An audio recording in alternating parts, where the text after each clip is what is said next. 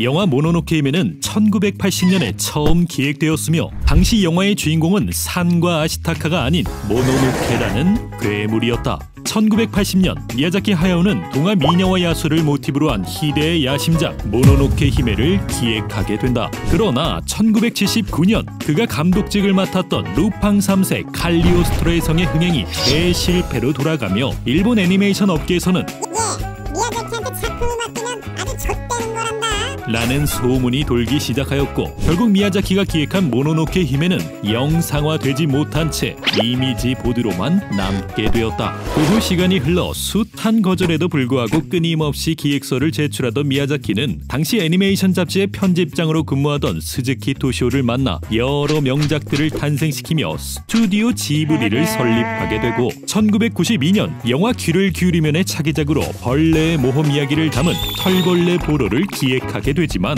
버블 경제 붕괴로 인해 회사의 경영난을 겪고 있던 스즈키에 감독님, 지금 지브리에는 굴릴 수 있는 인재들이 굉장히 많습니다. 투자금도 전작에 2배는 땡길 수 있고요. 잘 생각해봐요. 이런 모험 활극 영화는 감독님 나이에 마지막이 될 수 있습니다. 라는 설득 끝에 결국 귀를 기울이면의 차기작은 모노노케 히메가 되었다. 그런데 영화의 주인공인 모노노케의 캐릭터는 이미 이웃집에서 다 사용해버렸고 그렇다고 새로 캐릭터를 제작하자니 아이디어 또한 떠오르지 않았기에 미야자키는 그만 아무것도 하지 못한 채 슬럼프에 빠지게 된다. 어떻게 하면 다시 미야자키의 열정에 불을 지필 수 있을까? 그를 지켜보던 스즈키는 어느 날 한 싱어송라이터에게 프로모션 필름을 제작해달라는 뜬금없는 제안을 받게 되었다. 아니, 영화는 제작하지도 못하는데 뮤직비디오를 만들어달라고? 아무리 생각해도 터무니없는 제안이었지만 스즈키는 그의 제안을 흔쾌히 수락하며 미야자키와 함께 온리어마크라는 프로모션 필름을 제작하게 되는데 아니나 다를까 미야자키는 싱어송라이터 차게 나스카의 프로모션 필름을 제작하는 과정에서 신선한 자극과 영감을 받아 슬럼프를 극복하고는 과거의 모노노케 히메를 모두 폐기하고 일본 야쿠시마를 무대로 한 모험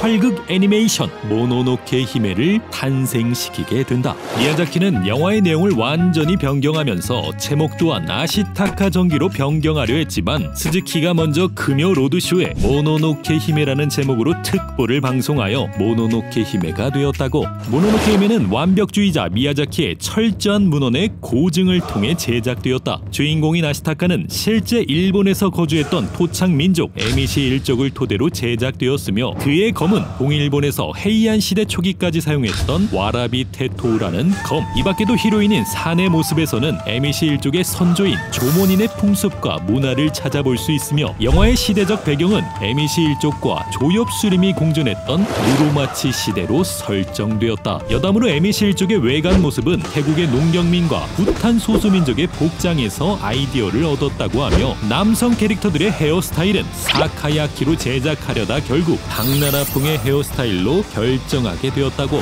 영화의 전반부에 등장한 재앙신 타타리가미의 모습은 몸에 있는 모든 구멍 속에서 악한 것들이 전부 뿜어져 나온다는 느낌을 형태화시켜 제작되었다. 이 타타리가미의 등장시는 총 2분 10초로 이를 담당한 담당 스태프는 약 2분이라는 시간을 위해 1년 7개월 동안 5,300장의 그림을 그렸다고 하며 이를 그리는 동안 자신도 점차 재앙에 빠지는 기분이었다고 한다. 타타리가미가 움직일 때마다 들려오는 효과음은 케첩 짜는 소리와 테이프 감는 소리를 믹스하여 녹음하였다. 마을에서 추방당한 아시타카에게 목걸이를 건네준 소녀의 이름은 카야로. 그녀의 정체는 아시타카의 동생이 아닌 약혼녀. 그녀가 아시타카에게 건네준 목걸이는 당신을 향한 내 마음은 절대 변하지 않을 거예요 라는 의미가 담겨 있는데 놀랍게도 아시타카는 자신의 다음 여자친구인 산에게 이 목걸이를 재탕하여 선물하였고 이를 본 카야의 성우 이시다 유리코는 아니 아시타카 저 새끼는 왜 내가 준 선물을 다시 산에게 선물하는 거예요 라고 미야자키에게 항의하였지만 미야자키는 남자들은 다 그런 겁니다 라며 대수롭지 않게 넘겼다고 한다. 다큐멘터리 모노노케 히메는 이렇게 태어났다 해서 밝혀진 사실로는 그들의 약혼은 일족에 의해 맺어진 정략 약혼으로 아시타카가 추방다음과 동시에 자연스레 파기되었기에 법적으로 아시타카가 바람을 피운 것은 아니라고. 여담으로 산과 카야 모두 이시다 유리코가 연기 인기하였다.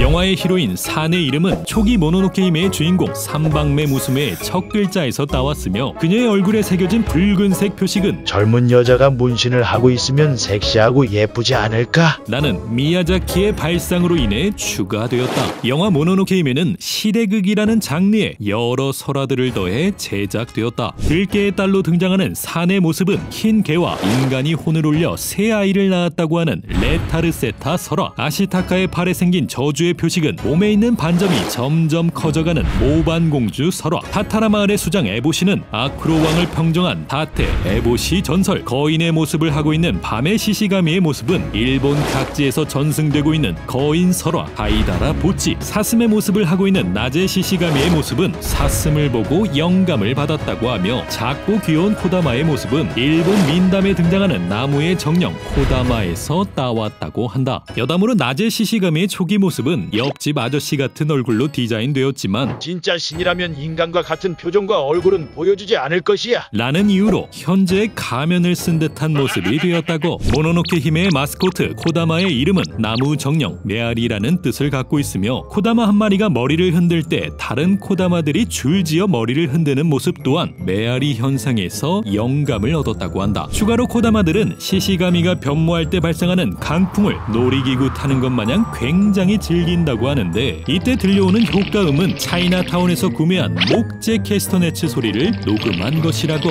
완벽주의자 미야자키의 레코딩 지도는 보는 사람도 힘들 정도로 굉장히 엄격하다. 오코토 누시 역을 맡은 모리시게는 미야자키에게 조금 오버하는 것 같네요 라는 지적을 받았으며 도키 역을 맡은 시마모토 스미는 이 짧은 대사를 연기하는데 20회나 리테이크하면서 구두 위에서 발을 긁고 있는 느낌이에요 이라는 피드백을 받았다고 하는데 모로 역을 맡은 미와 아키히로는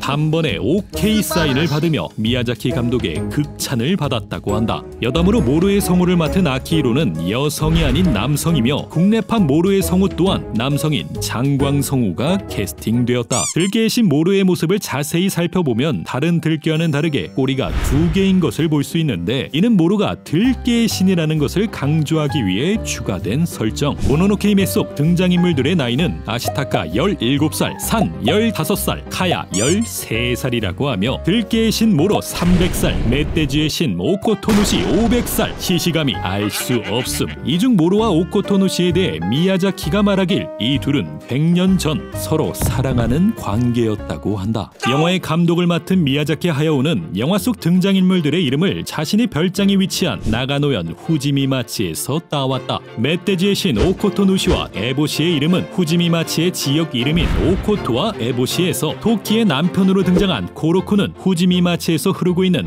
코로쿠 강, 미스터리 승려 지코보의 이름은 지코보라는 버섯에서 따왔다고. 승려 지코보의 초기 설정은 원래 한쪽 눈이 실명된 제철의 장인으로 그려졌지만 영화의 스토리가 대폭 수정됨에 따라 제철의 장인이라는 타이틀을 에보시에게 뺏기게 되어 대머리 승려로 그려졌다. 타타라 마을의 수장 에보시 또한 초기 설정에서는 여성이 아닌 남성으로 그려질 뻔했는데 에보시는 예쁜 여성이 더 잘 어울릴 것 같아요 라는 한 스태프의 조언으로 인해 현재의 아름다운 에보시가 탄생하게 되었다. 그러나 이 에보시에게 영화 속에서는 그려지지 않은 충격적인 과거가 존재하였으니 미야자키의 대담이 담긴 반환점에 따르면 에보시는 과거 해외로 팔려나가 외고의 아내가 되었지만 그곳에서 남몰래 무예를 닦아 자신의 남편을 살해한 뒤 금품을 탈취하여 다시 고향으로 돌아와 타타라 마을의 수장이 되었다고 하며 타타라 마을의 여성 비중이 높은 이유 또한 자신의 과거와 겹쳐 보이는 여성들을 전부 마을로 인도하였기 때문이라고 한다.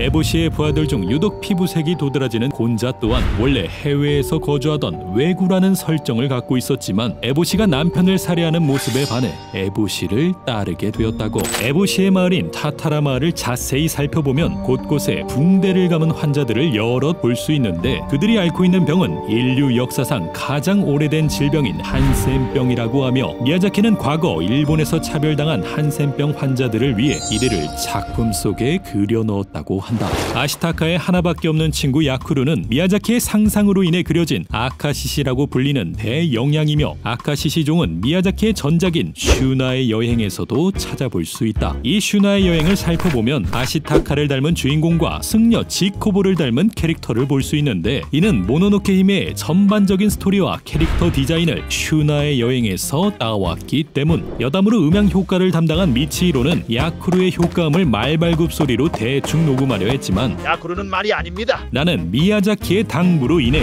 양손에 접착 테이프를 들고 야쿠루의 발소리를 녹음하였다고. 미야자키는 아시타카를 제작하는 도중 난 지금 일생일대의 미영을 그리고 있어. 나는 말을 남겼는데 영화를 관람한 팬들도 미야자키의 마음을 알았는지 아시타카는 고 랭킹에서 실시한 지브리 애니메이션 최고로 멋진 남성 캐릭터 인기 투표에서 당당히 1위를 차지하였다. 영화를 집중해서 살펴보면 총상으로 인해 구멍난 아시타카의 복장이 어느샌가 멀끔히 수선되어 있는 것을 볼 수 있는데 이는 자고 있는 아시타카의 옷을 벗겨 그의 옷을 수선한 산의 흔적이라고 한다. 추가로 산이 아시타카에게 건네준 음식은 일반 육포보다 약 3배 정도 딱딱한 말린 고기라고 하는데 그녀는 아구임이 약한 아시타카를 위해 자신이 직접 잘게 씹어서 입에서 입으로 건네주었다. 모노노케 히메의 캐치카피는 영화의 모든 것이 함축되어 있는 살아라로 결정되었다. 그러나 이 캐치카피를 제작한 시게사토는 캐치카피가 결정되기까지 약 20개가 넘는 아이디어를 거절당하여 모노노케 노이로제에 걸리게 되었다고.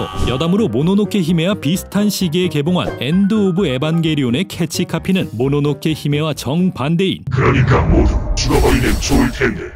모노노케 히메의 미국 배급을 맡은 미라맥스는 팔다리가 잘리고 피가 낭자하는 모노노케 히메의 상영 등급을 낮추기 위해 다소 잔인한 장면들을 편집하겠다며 지브리 측에 요구한 적이 있는데 아이러니하게도 지브리 측에서는 일본도 한자루와 노컷이라고 적힌 한 장의 쪽지를 보내 강력한 거부 의사를 밝혔고 결국 미국 모노노케 히메의 상영 등급은 PG-13 등급으로 분류되었다. 참고로 국내 모노노케 히메의 상영 등급은 무편집에도 불구하고 전체 관람가. 영화 모노노케 히메는 프로듀서인 스즈키 토시오의 제안으로 인해 에보시가 장렬히 전사하며 막을 내릴 예정이었지만 이 제안을 듣게 된 미야자키는 장렬히 싸우다 죽는 것은 너무 뻔한 것 같아요 라고 생각하여 그녀의 목숨 대신 팔 한쪽을 앗아가는 것으로 결말을 변경하게 되었다. 영화의 마지막 장면에 등장한 코다마는 미키 마키코라는 한 애니메이터의 제안으로 인해 추가되었다고 하며 이 애니메이터의 말에 따르면 코다마 한 마리는 훗날